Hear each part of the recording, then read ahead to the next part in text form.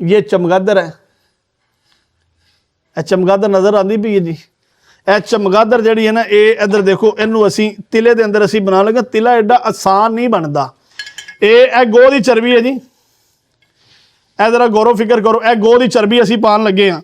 असी खाली गल्लां ते खाली वहाण वास्ते समान नहीं रखिया, असी बनाने भी हाँ और पा के भी दिखाने हाँ।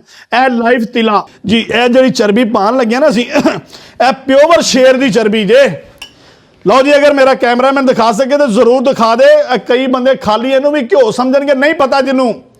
लै मैं यह जी चीज़ पा दी ना, यदा ना ही शेर की चर्बी, इन्हू मैं पका के रख ला, पका के इस पर रखी दी, देखो कि फिर ना स्मैल नहीं आती। शेर की चर्बी जी ना, शेर की चर्बी ਇਹਦਾ इस्तेमाल करने का की फायदा और की रिजल्ट होता, जिन्ना बंदियां दे नफ्स सुंगड़ जाते हैं ना, अंदर चले जाते। कई बंदे ना हम बिस्तरी भी करते ना, शहर च कोई शर्म नहीं दे यार, बिल्कुल शहर च कोई शर्म नहीं। अज मैं खुलियां खुलियां नंगियां गल्लां करांगा ताकि लोगों को बाद पता चल जाए कि हकीम यासीन जी शह बनाने लगा।